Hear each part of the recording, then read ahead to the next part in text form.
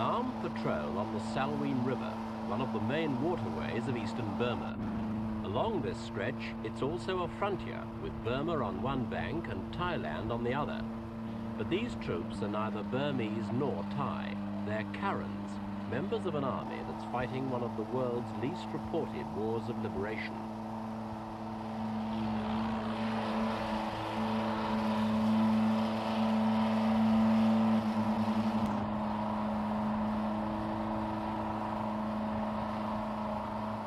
We've been investigating the Karens, their aims, their lifestyle, and their chances of success. First of all, though, a look at where it's all happening. In the past 2 years, there have been big changes in this part of Asia. Communist regimes have taken over in Vietnam, Laos, and Cambodia, and according to one theory, Thailand and Burma could be the next dominoes to topple. In Burma, the situation's complicated by the sheer number and variety of the government's opponents.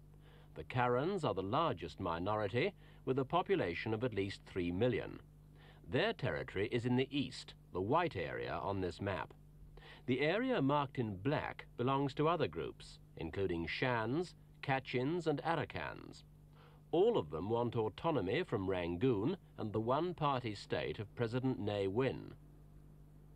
The lineup's completed by the so-called white flag guerrillas of the Burmese Communist Party, whose aim is not secession, but the takeover of Burma itself.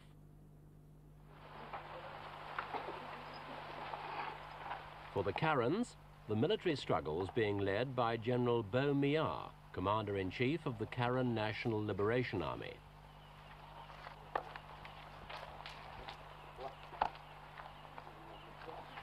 Like most of the army's top brass, the general's based on the Thai side of the frontier, but he keeps in regular contact with his troops, with visits like this one to the training camp of the Army's 7th Brigade.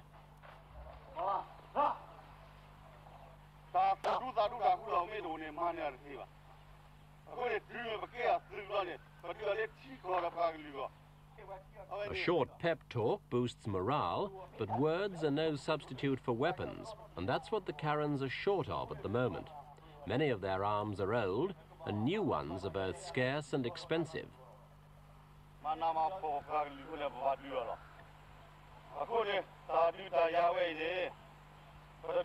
The general's personal weapon, though, has a touch of luxury, a silver colt strung from his shoulder.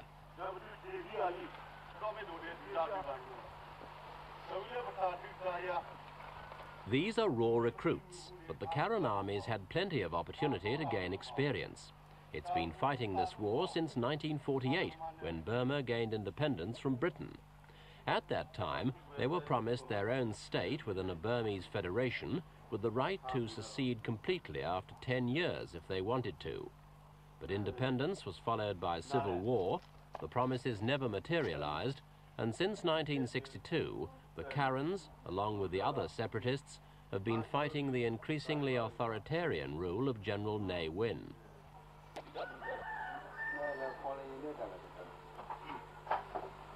It's been a long, hard struggle for the Karens, and it's not getting any easier. New recruits are now picked up as soon as they're big enough to hold a rifle.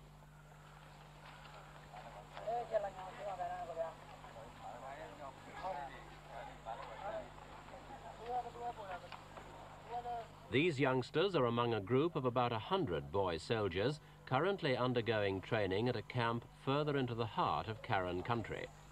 Judging from appearances, they're still of school age, but they'll all be on active service in a few weeks' time.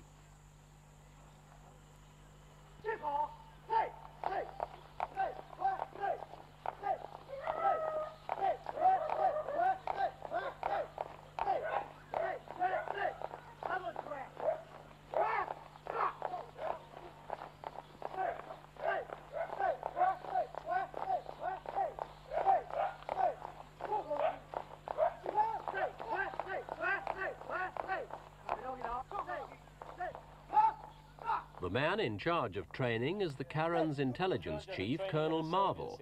We asked him just how old the boys were. He's 15 years and above.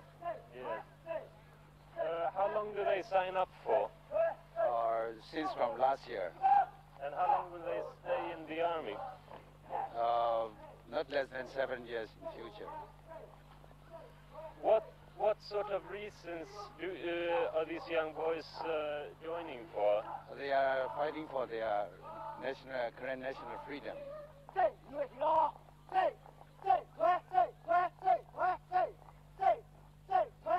Although there's plenty of snap in the training, most recruits go on active service without ever having fired a shot because the army can't afford the ammunition. We don't need so much training, and we don't use so much bullets for training. They are what I could say is they are gifted. What is the casualty ratio? Do you have a lot of casualties? No, very few. How many in, say, the last month? Not exceeding up to 30. There's a lot of engagement with the enemies, so more than 20 engagement. How many soldiers are there in the Karen army at this time? Well, I cannot say exactly, but not less than 10,000 armed personnel right now.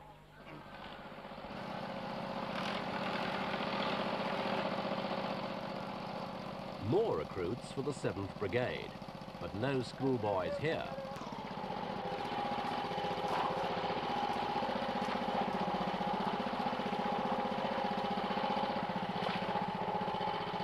There are 50 girls in the 7th Brigade alone. Although they're all armed, they're not used in combat, at least not yet. They perform traditional feminine duties such as nursing and teaching, but they also provide the village security force or home guard, thus releasing more men for the front.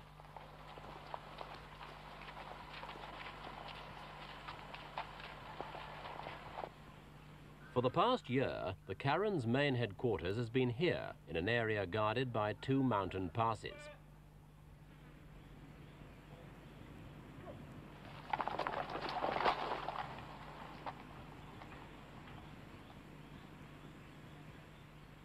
Although the army's 10,000 strong, there's rarely more than a few dozen training here at any one time.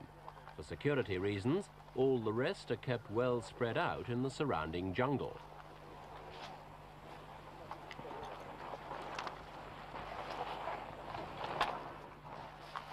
The name of this place means Fields of Victory, and the Karens have abundant faith that that's just what they will be. But until now, there's been little chance of any of the minorities succeeding on their own, and the differences between them have prevented them joining together. Last year, though, the Karens joined with 4 other ethnic groups in a bid to topple President Ne Win and create a federation.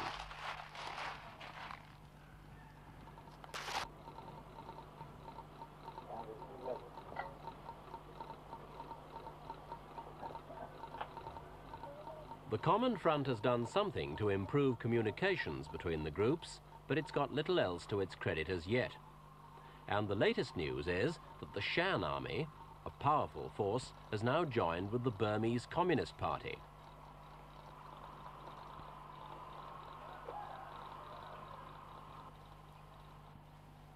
The Victory Fields HQ contains a military hospital, very small, very primitive, but it had coped somehow with this leg amputation. Apart from this man, a soldier, the hospital contained only 2 other patients when we were there, a farmer and his young nephew. Both had been injured when Burmese troops attacked their village.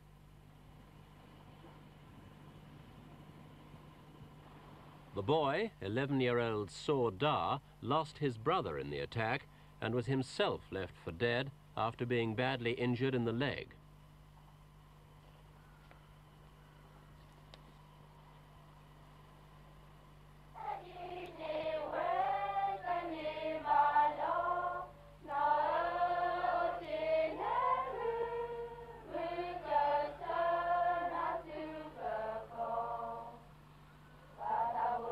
The unlikely echoes of Lily Mar Lane surface in a Karen hymn tune, a relic no doubt of the British period. This is morning prayers at Victory Fields School.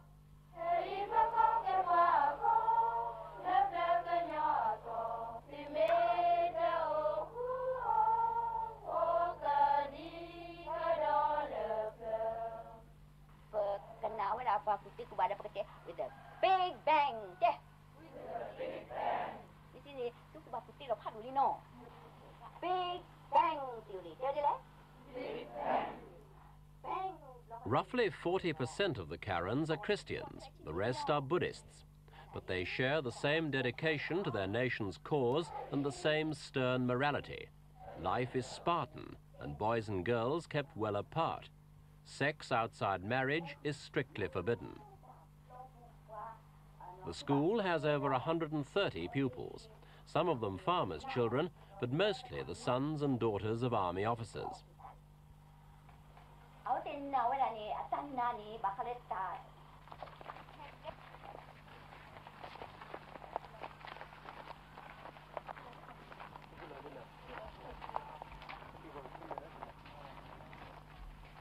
There's no secondary education available, and since they are not allowed passports, few Karens can hope to study abroad. But the education they get here has a very British slant at times. Now, let us see the story. Turn to the story of the merchant of Venice.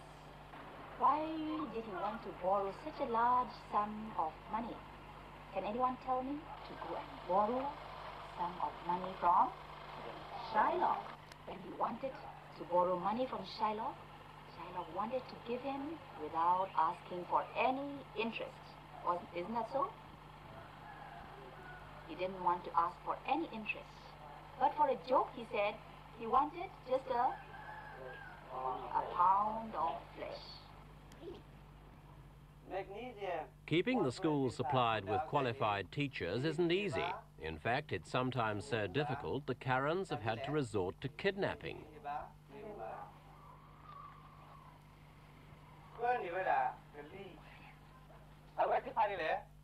Tera Su-ya was seized by the Karen army in his home village and brought here to teach chemistry.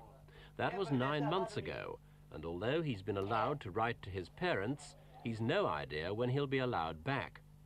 In the meantime, he simply keeps on teaching and hoping that Victory Fields is as secure as the Karens say it is.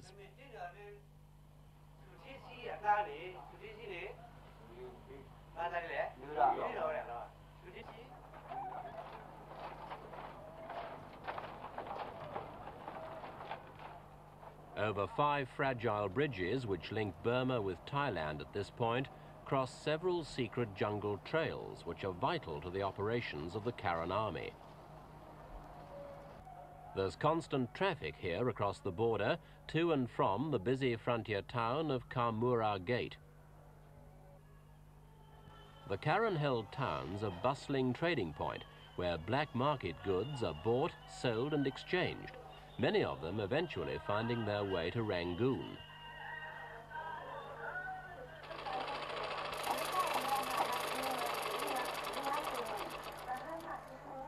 Kaw Gate's also the centre for a thriving business in smuggling, and it's through this illicit traffic that the Karens make the money they need to wage their war. It all goes to make Kaw one prize that the Burma army would dearly love to take from the Karens.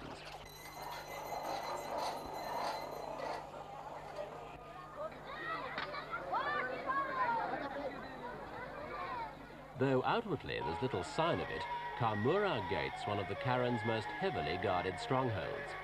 And while we weren't allowed to film them, we were shown minefields around the town and a Karen barracks for 400 troops just across the border on the Thai side. It's the Karens' involvement in smuggling which makes Kaw so important. Many of the makeshift stalls contain fortunes in precious gems which have been gathered from the surrounding countryside. Lumps of uncut jade worth thousands of pounds once they reach the shops of Hong Kong and Taipei. Karen officers keep a close watch on the town's Chinese traders and levy a tax on all the contraband which passes through their hands. The army collects 4% on rubies, sapphires, jade and jewellery, perhaps $3,000 a month. And with M16 rifles costing $300 each, that doesn't go very far. In addition to the smuggling tax, the Karens themselves trade timber, cattle, tin, antimony and wolfram, all to finance their struggle.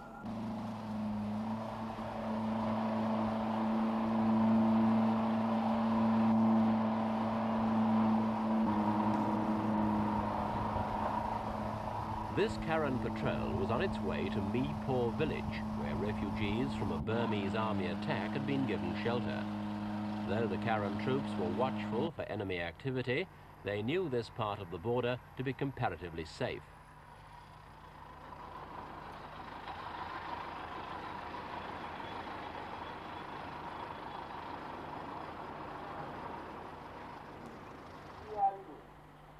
The refugees were some of about 2,000 who are known to have lost their homes, though Karen figures are much higher. They claim up to 40,000 have been displaced. Whatever the true number, looking after them poses a problem, for they're widely spread out along most of the band of country which the Karens occupy on the eastern border. บ้านประเดี๋ยวนี้มันจะมาห้องบ้านผมมันได้ก็ไม่ใช่มันห้องทางใต้บ้านผมเพราะว่าได้กลัวมันก็ได้ป้ายกันนี่ใช่ไหมที่มันห้องกันก็ห้องหลายที่ละยังคนตายป่ะคนตายก่ะ He said the Burmese are fighting with the Karen and there's some people they in the fighting there. In his village? In his village, yes. มาตายก็เป็นนี่ละมาเป็นก็ตายละมันยังพอยังบาดยุทธ์ประเด็นยังขึ้นมาแอนตี้อยู่อีกบันนี้ก็มันจะเป็นยังไงล่ะมันก็จำเป็นแน่นี่ละนี่ They come in and then they take the rice and take the Burmese soldiers? The Burmese soldiers take the rice and burning some of the village, so they are afraid they have nothing to fight. So when they're coming, they just have to abandon the village. Was anybody killed in his village? หลายๆคนนั้นนอกประเภทประชาชนหันได้ขายแต่มันตายในไปในเมียงก็เนี่ย He said when there is fighting, there is the people who kill there, but he don't know how many, and even the people in the village still fighting. They still have some killing, but they haven't seen himself. Man Bar Zan, the president of the Karen's political wing, the National Union, is the man leading the campaign for autonomy. He's a realist, prepared to bury his differences and join forces with the other separatist movements if that's the only way to achieve his aim. He sees big changes ahead. At present, there's a revolution in Burma. That makes Burma change into the new social system. What I see is because the peoples are fighting against the government because they didn't like the social system adopted by the government. What sort of arrangement can you see to replace the present government in Burma? There will be national democratic government in future. Which means, what does national democratic mean? That means that government will be represented by the four classes of people. Which are? Workers, peasants, traders, businessmen, and then the capitalists, So. And how would you solve the relations between the various minority peoples and the Burmese? The thing is that there's only one thing to be solved. That means to grant the ethnic groups their right of self-determination. That means to give them full autonomous states and then form them into a federal union. A federal union of autonomous states? Autonomous states, yes. And that would also include the Burmese? Burmese too.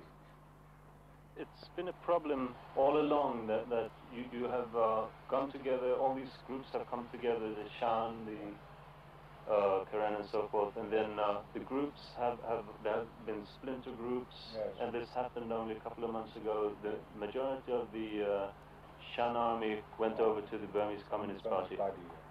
One thing is that those Shans that join together with the Communist Party not on ideological basis. They want arms. They want to attack Niwen for their national independence. So to get the arms, they join with the CBB. So to get arms from the Chinese Communist Party, they must join with the CBB first. And only after that, the Chinese accept them. Is there any circumstances under which you would join the communists? Before you mean? Now? No. Would you consider working together with the Communist Party of Burma against Niwen? So if the situation is like the Second World War, for example, when the American, Britain, France and Soviet Union joined together and fight against the fascists. So if the situation is like this, we must join with the Communist Party too. But just against Ne Win, you would not do it? No. Mr. President, let me ask you, do you think that the Karen can win? Yes, sure, definitely. Alone? No, that's a bit difficult. By joining with other forces too. And this, the revolution is not like those in the 17th or 18th century's revolutions. But there are so many ideological differences among us. So thus we have to negotiate or make it to some extent to get equal terms. So we have to wait for it, and then. And besides that, the time is changing too. So circumstances will force us to be united. And this will not be long, I think. Because we got understanding among each others. No? But you just can't work together? No, we can work together. So I think by next year or another 2 years, then you will see that united front and progress. We have already formed it. So we have to make it more developed in future too.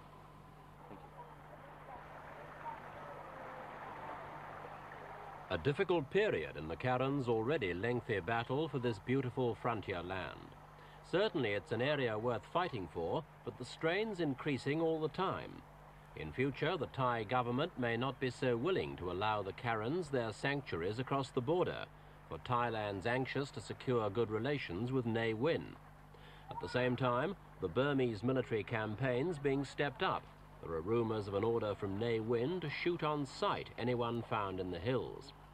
It's part of a programme the government calls Victory and Rule, and it could whittle away support for the Karen rebel army among the ordinary villagers of the region.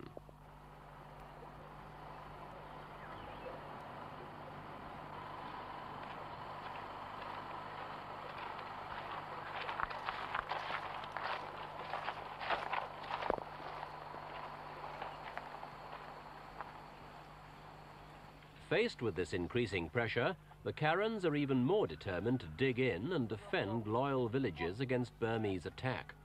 Depending on how much faith they have in the KNLA's fighting ability, it's either reassuring or worrying for the local folk.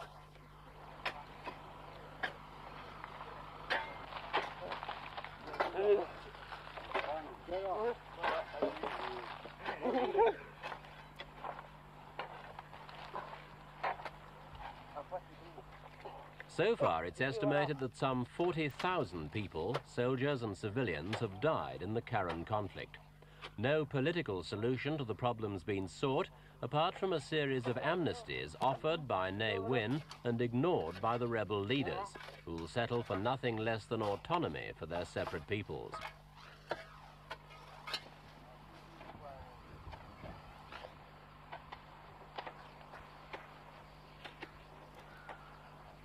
Despite the length of their campaign, their lack of progress, the fact that they've actually been driven back to the border, the Karens doggedly stick to their ideals, diligently patrolling their shrinking homeland, even fasting once a week for the sake of their cause. But there's no more evidence today that they're any nearer realizing their dream of a free Karen state than they were in 1948. Clearly, they are pinning their hopes on presenting a united front to the Ne Win government and his forces. In this, the Karen National Union have been the driving force. But the diverse ideologies of the various groups give little promise that the plan will succeed. A political settlement with Rangoon now seems further away than ever before. But that doesn't appear to worry the Karens. Having fought for so long, they're in no mood to give up now. They are just as prepared as the government to fight on to a military solution.